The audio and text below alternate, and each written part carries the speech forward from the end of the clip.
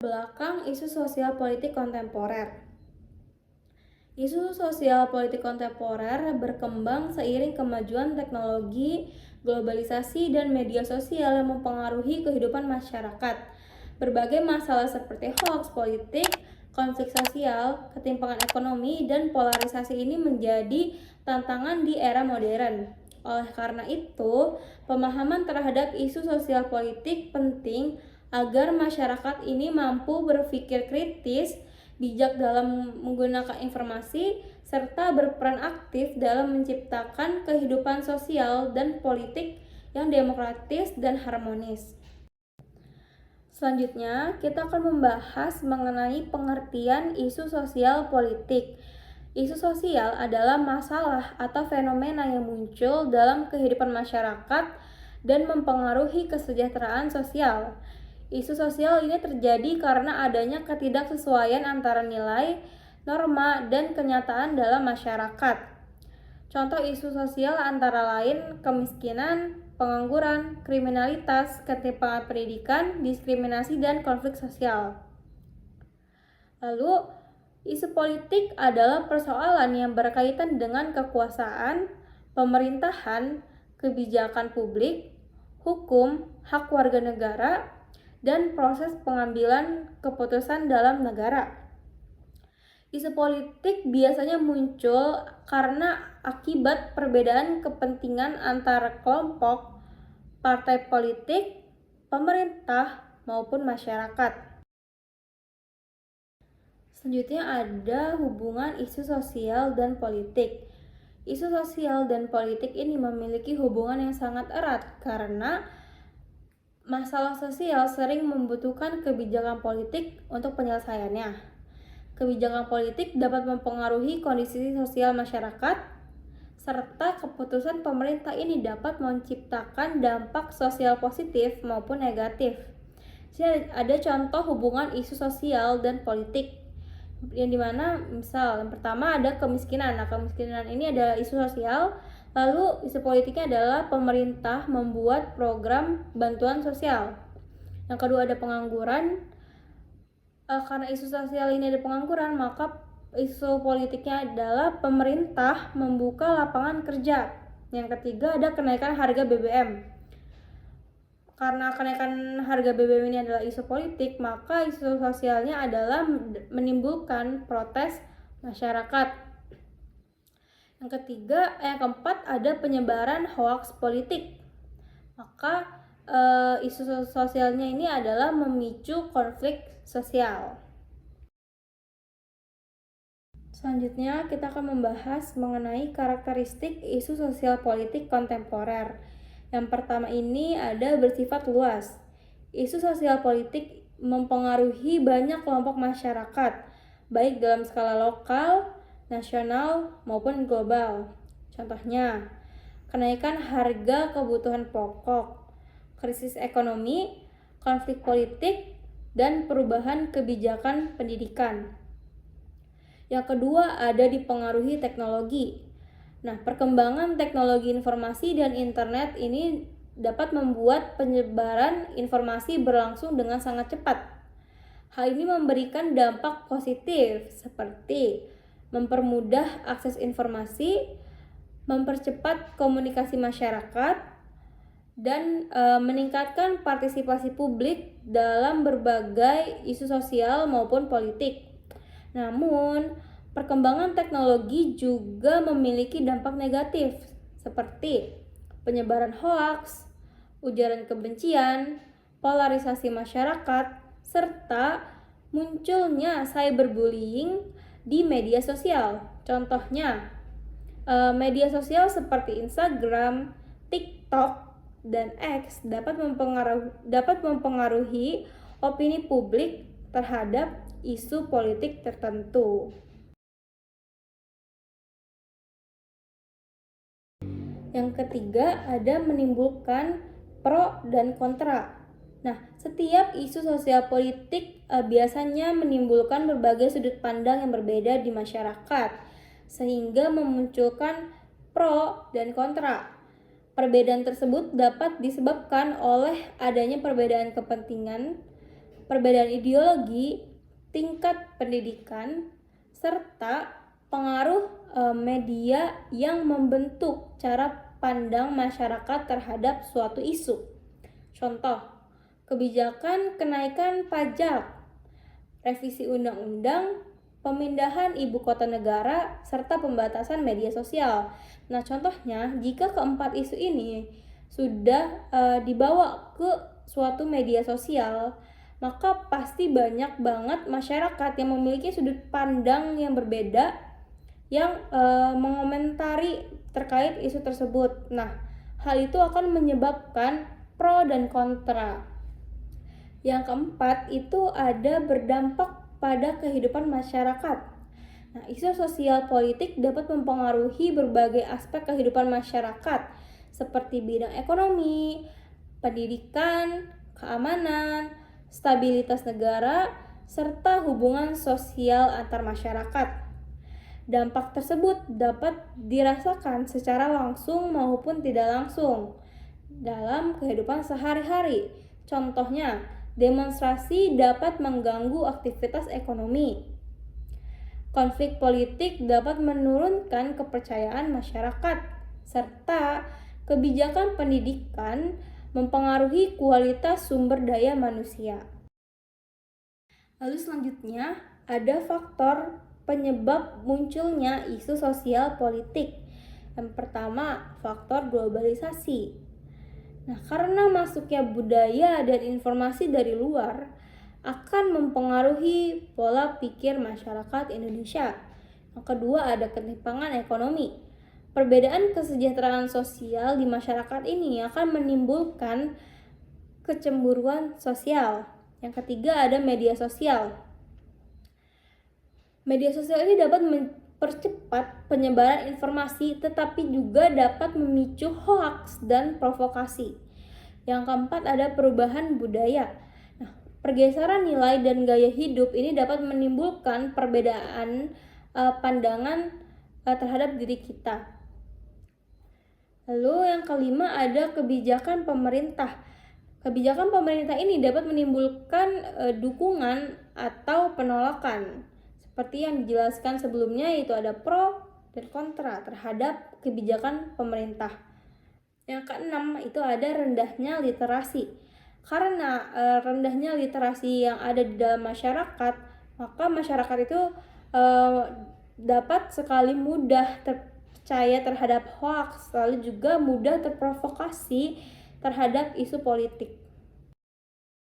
Halo, aku Anggita Resnaini. Aku kali ini bakal ngelanjutin materi yang sudah dijelaskan oleh rekan aku sebelumnya. Di sini ada isu politik di era digital. Ini merupakan persoalan yang sering muncul di kehidupan bermasyarakat dan berpolitik akibat penggunaan internet, media sosial, dan teknologi digital. Nah, teknologi memang mempermudah penyebaran informasi dan partisipasi publik, tetapi juga memiliki tantangan dalam kehidupan bermasyarakat. Nah, di sini yang pertama ada hoax politik. Hoax politik adalah penyebaran informasi palsu atau menyesatkan yang digunakan untuk mempengaruhi opini masyarakat terhadap partai politik, tokoh politik, atau lembaga tertentu. Nah, contohnya itu ada berita palsu terkait salah satu kandidat pemilu atau juga berita palsu tentang hasil pemilu. Nah, dari penyebaran informasi palsu tersebut, hoax ini bisa menyebabkan beberapa dampak, yaitu menyesatkan masyarakat, menimbulkan kebencian terhadap suatu pihak, terus memecah persatuan, menurunkan kepercayaan kepada lembaga negara, serta memicu konflik sosial. Tapi dari sekian banyak dampaknya, kita bisa menghindari penyebaran palsu atau hoax itu, teman-teman. Yang pertama itu memeriksa sumber berita. Nah, kita harus memeriksa dulu nih sumber beritanya ini valid dan terpercaya atau enggak. Selanjutnya itu membandingkan informasi dari beberapa media. Jadi kalau misal kita mendapatkan informasi dari media A, kita nggak boleh langsung percaya gitu aja. Tapi kita harus bandingin dulu di media ini sama apa enggak, atau justru malah banyak perbedaan informasinya. Nah, dari situ kita bisa dapat tahu kalau berita itu hoax atau enggak. Dan selanjutnya, tidak langsung membagikan informasi. Informasi yang kita dapat dari media sosial atau internet itu nggak selalu valid dan terbukti benar. Oleh karena itu, kita harus memastikan informasi tersebut benar atau tidak. Jadi tidak boleh langsung membagikan informasinya. Dan terakhir, kita juga bisa memanfaatkan situs pemeriksaan fakta seperti Kominfo dan Mafindo.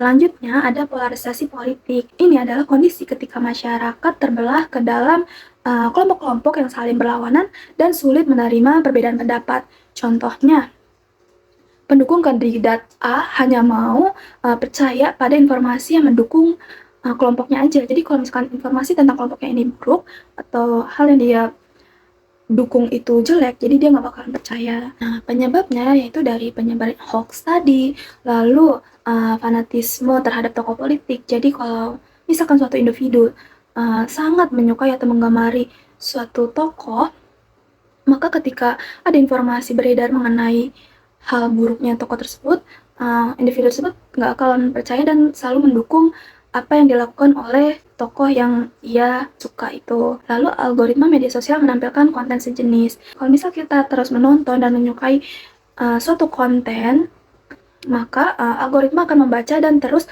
menampilkan konten serupa. Ini menyebabkan polarisasi dari politik tersebut. Dan yang terakhir yaitu kurangnya dialog yang sehat. Nah, orang-orang ketika berdiskusi ini bukan lagi untuk saling memahami, tetapi lebih fokus untuk membela kelompoknya. Oleh karena itu, ini menyebabkan polarisasi politik. Nah, dampaknya jika terjadi polarisasi politik ini menyebabkan hubungan pertemanan dan keluarga terganggu, diskusi publik menjadi tidak rasional, dan persatuan menjadi lemah. Nah, selanjutnya ada peran media sosial. Media sosial memainkan peran penting dalam politik kontemporer. Nah, ini bertindak sebagai ruang utama dalam pembentukan opini publik, partisipasi, dan kampanye langsung. Nah, di sini ada fungsi positif dan negatifnya. Yang pertama yaitu menyebarkan informasi dengan cepat, memudahkan masyarakat menyampaikan aspirasi, menjadi sarana pendidikan politik, yaitu lewat konten-konten edukasi, dan memperluas partisipasi generasi muda yang sekarang memang aktif dalam bermedia sosial. Selanjutnya ada dampak negatif dari media sosial itu sendiri. Yang pertama yaitu penyebaran hoax. Itu media sosial digunakan untuk menyebarkan informasi palsu yang belum tentu benar. Lalu ada ujaran kebencian. Itu banyak pengguna menyerang individu atau kelompok tertentu dengan kata-kata kasar atau yang provokatif gitu. Selanjutnya, manipulasi opini publik. Ini terjadi ketika ada informasi yang tersebar di suatu media sosial, lalu opini tersebut atau informasi tersebut diarahkan untuk mempengaruhi cara berpikir masyarakat agar mendukung opini tertentu. Nah, selanjutnya ada kampanye hitam. Di media sosial ini sering banget terjadi yang namanya kampanye hitam, yaitu penyebaran fitnah, isu negatif, atau informasi buruk terkait suatu pihak. Media sosial bersifat netral, tetapi manfaat atau kerugiannya ini tergantung dari cara pengguna memanfaatkannya. Selanjutnya ada influencer politik. Influencer politik adalah tokoh yang memiliki banyak pengikut dan mampu mempengaruhi pandangan atau cara berpikir masyarakat. Nah, bentuk influencer itu ada konten kreator, jurnalis, akademisi, tokoh masyarakat, dan selebritas. Adanya influencer sendiri ini memiliki dampak positif dan dampak negatif. Nah, dampak positifnya, influencer dapat menjelaskan isu politik dengan bahasa yang sederhana dan mendorong partisipasi anak muda melalui konten-kontennya. Tapi influencer juga memiliki dampak negatif nih teman-teman. Yang pertama, itu informasi dapat bias. Jadi, influencer politik ini sering menyampaikan informasi yang lebih menguntungkan pihak atau pandangan yang mereka dukung, sehingga mereka itu kadang nggak selalu netral. Selanjutnya ada berpotensi mempromosikan propaganda. Nah, ini maksudnya ketika influencer ini menyebarkan pesan politik tertentu secara terus-menerus agar mempengaruhi opini masyarakat. Dan yang terakhir ada pendapat pribadi dianggap sebagai fakta. Nah, ini kadang dilakukan oleh banyak pengikut atau banyak orang yang langsung percaya pada opini influencer tanpa memeriksa kebenarannya terlebih dahulu. Kita sebagai masyarakat harus menilai isi pesan berdasarkan data dan argumentasi, bukan hanya dari popularitas mereka. Selanjutnya ada peran media massa dalam politik. Yang pertama yaitu media sebagai sumber informasi. Media massa baik yang cetak, elektronik ataupun cyber ini diakui sebagai pilar keempat demokrasi.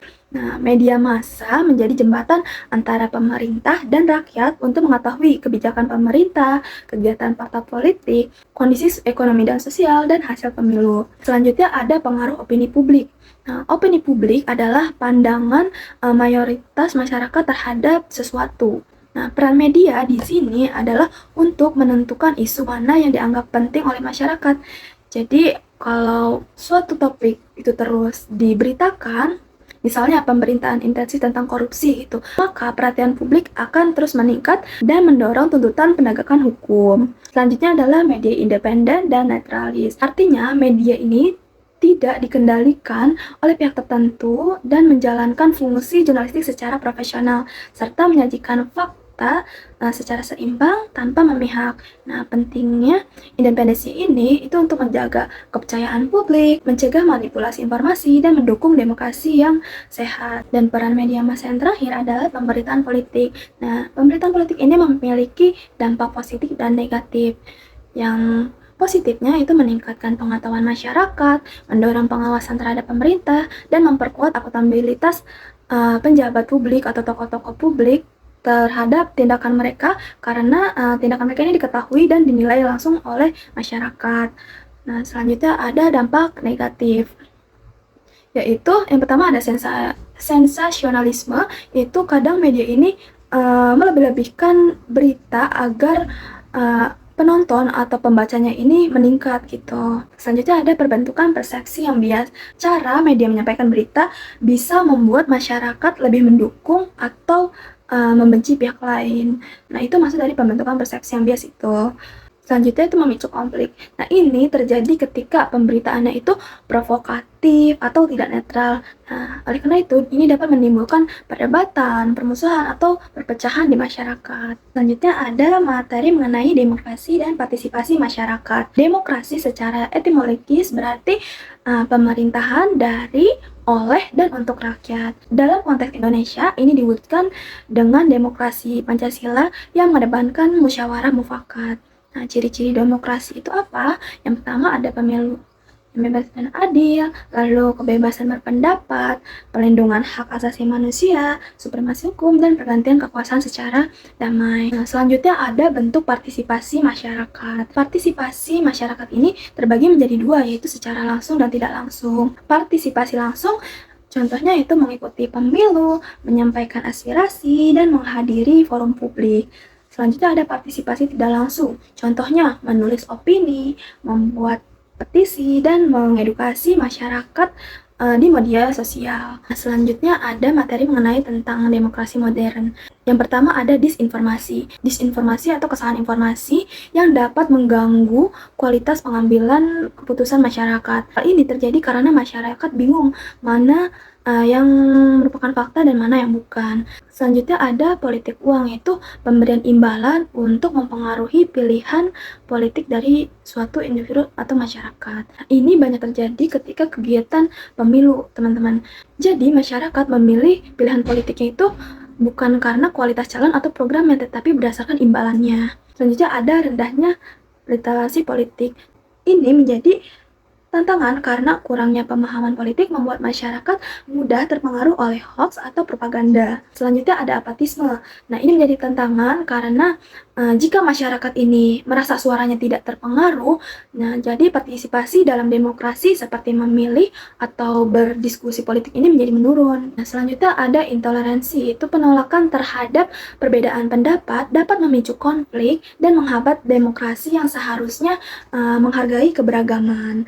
Selanjutnya ada intervensi algoritma. Nah, seperti yang udah aku sebut sebelumnya, algoritma media digital cenderung menampilkan informasi yang sesuai dengan pandangan pengguna saja. Jadi, kalau masyarakat kurang melihat sudut pandang lain, maka ini bakal menyebabkan terpolarisasi tadi. Nah, mungkin itu aja yang dapat aku sampaikan. Materi selanjutnya akan dijelaskan oleh rekan saya. Nah, teman-teman, di sini saya ingin membahas tentang isu sosial di masyarakat. Di slide ini membahas tentang kemiskinan dan pengangguran sebagai masalah sosial yang saling berkaitan. Kemiskinan ini adalah kondisi ketika seseorang tidak mampu memenuhi kebutuhan dasar seperti makanan, pakaian, tempat tinggal, pendidikan, dan kesehatan.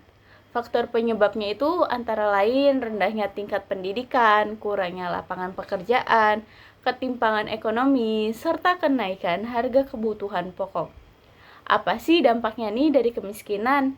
Dampaknya ini meningkatkan pengangguran, rendahnya kualitas hidup masyarakat, dan munculnya masalah sosial seperti kriminalitas serta anak putus sekolah. Di sini selanjutnya ada pengangguran. Jadi pengangguran ini adalah keadaan ketika seseorang yang termasuk usia kerja tidak memiliki pekerjaan. Penyebab penganggurannya ini antara lain kurangnya lapangan pekerjaan, ketidaksesuaian keterampilan dengan kebutuhan industri, dan tingginya pesaing kerja. Dampaknya ini adalah menurunkan pendapatan masyarakat, meningkatkan kemiskinan, dan muncul berbagai masalah sosial. Nah, teman-teman, di sini kita masih membahas isu sosial di masyarakat. Pada saat ini kita membahas tentang pendidikan dan kesehatan. Nah, pendidikan ini memiliki peran penting dalam meningkatkan kualitas sumber daya manusia. Namun, masih banyak permasalahan yang terjadi, seperti putus sekolah, kurangnya fasilitas pendidikan, dan ketimpangan akses pendidikan, terutama di daerah terpencil. Nah, pendidikan ini sangat penting karena dapat membentuk karakter dan keterampilan, mengurangi kemiskinan, serta meningkatkan kesejahteraan masyarakat. Nah, selanjutnya di sini ada kesehatan. Kesehatan juga menjadi kebutuhan dasar masyarakat agar dapat hidup produktif. Permasalahan kesehatan yang terjadi di antara lain kurangnya akses layanan kesehatan, gizi buruk, penyakit menular, serta rendahnya kesadaran hidup sehat.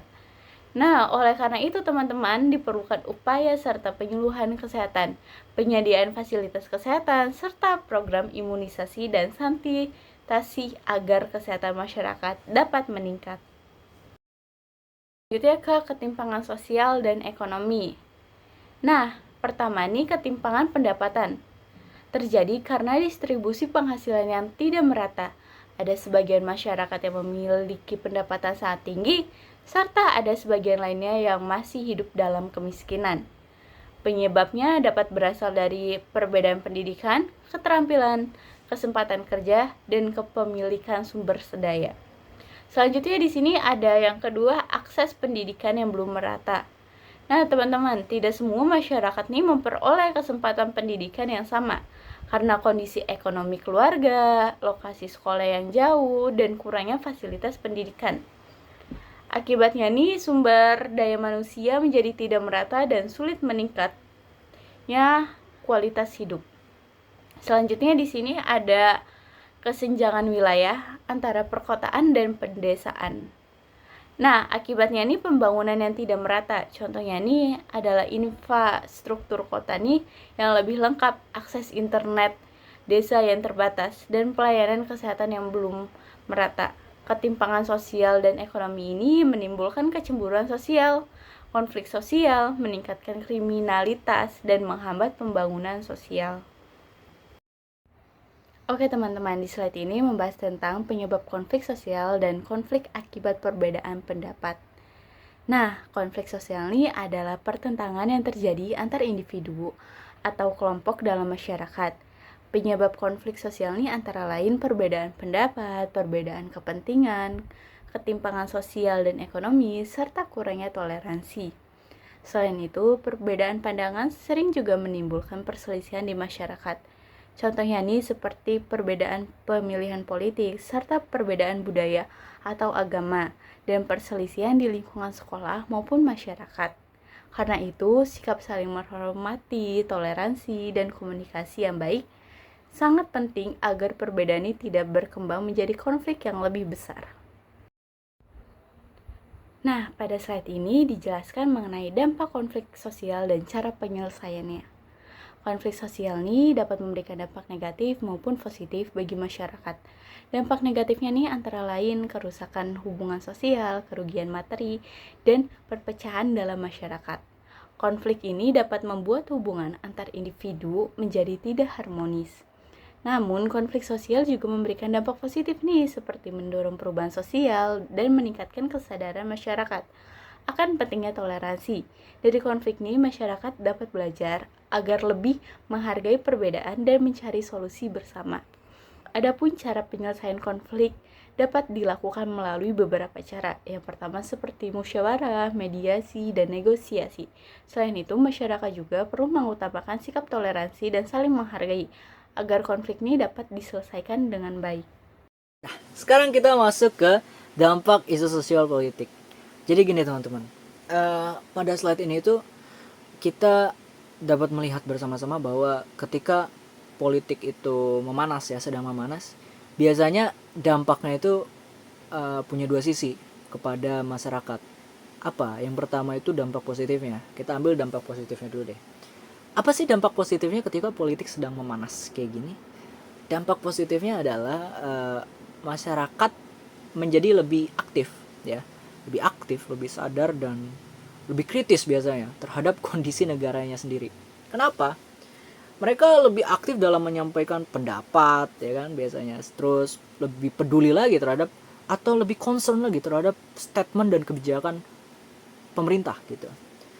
Contoh nyatanya ya nanti bisa kita lihat pada slide berikutnya ya. Nah kemudian ya itu dampak positifnya, memancing keingintahuan masyarakat. Nah itu meningkatkan pemikiran logis atau pemikiran yang kritis untuk masyarakat Indonesia. Sekarang dampak negatifnya juga nggak kalah jauh nih dari dampak positifnya. Apa sih dampak negatifnya? Dari memanasnya isu politik yang ada, contohnya aja di Indonesia, itu bisa banyak tokoh-tokoh atau oknum-oknum politik itu ya, itu mereka demi mempertahankan reputasinya itu mulai menyebarkan informasi yang belum tentu benar atau sifatnya provokatif ya. Masyarakat kita kan itu banyak sebenarnya kubu-kubunya. Jadi yang saya maksud adalah masyarakat kita itu beragam budaya, beragam suku, beragam agama. Udah beragam seperti itu pun masih ada lagi kubu-kubu yang kebanyakan mendukung politik ini atau mendukung politik ini gitu. Jadi ya terbagi lagi kepada kubu-kubu lainnya. Nah, dari beragamnya masyarakat yang ada di Indonesia dan kelompok-kelompok yang ada di Indonesia, oknum-oknum tersebut bisa memancing keributan dengan menyebarkan informasi atau video AI yang sifatnya provokatif gitu. Kadang masyarakat kita juga belum banyak yang bisa menyadari bahwa ini video AI atau video asli gitu. Jadi pada akhirnya masyarakat jadi saling menyerang gitu, bukannya mengkritisi kebijakan atau menyadari apa sih yang sebenarnya negara hadapi, mereka malah saling menyerang satu sama lain yang pada akhirnya ya menutup kejahatan atau menutup skandal yang sedang dialami oleh negara sendiri. Untuk lebih jelasnya kita akan masuk ke contoh kasusnya. Nah, sekarang kita akan masuk ke contoh nyatanya. Kita ambil salah satu contoh nyata yang ada di Indonesia pada saat ini yang sedang terjadi, yaitu rupiah melemah. Ketika rupiah melemah itu memancing keingintahuan masyarakat, juga kepanikan masyarakat. Di sisi lain, pemerintah itu berusaha untuk menjaga kepercayaan masyarakat.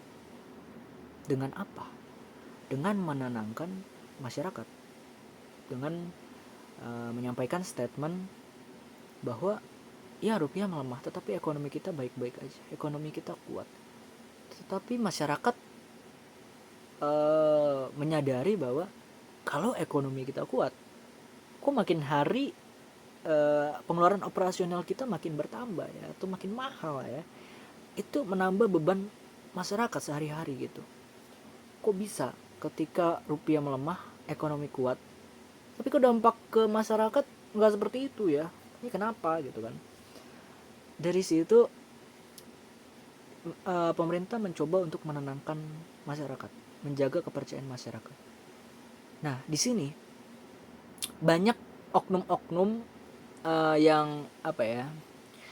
Sepertinya mencari kesempatan untuk menjatuhkan oknum lainnya gitu, atau untuk menjatuhkan pemerintah gitu. Biasanya mereka menyebarkan berita-berita hoax atau analisis-analisis yang berlebihan untuk membuat masyarakat panik. Tujuannya seperti itu. Contohnya gimana? Contohnya ketika rupiah melemah saat ini, itu banyak informasi atau analisis ya yang dimana itu dilebih-lebihkan. Kayak contohnya itu uh, pernah deh beredar di media sosial itu, di Instagram terutama, bahwa ketika rupiah melemah ini akan mengalami krisis yang besar seperti 98 gitu. Jadi ketika informasi itu disebarluaskan di media sosial, banyak masyarakat yang panik, banyak masyarakat yang udah pindah duluan ke luar negeri gitu kan untuk menghindari krisis 98. Di informasi tersebut juga mengatakan bahwa bank-bank akan bangkrut, sehingga masyarakat diminta untuk menarik uang mereka dari bank. Wah, jadi banyak tuh penarikan uang dari bank itu secara masif gitu kan. Padahal informasi itu belum tentu benar gitu.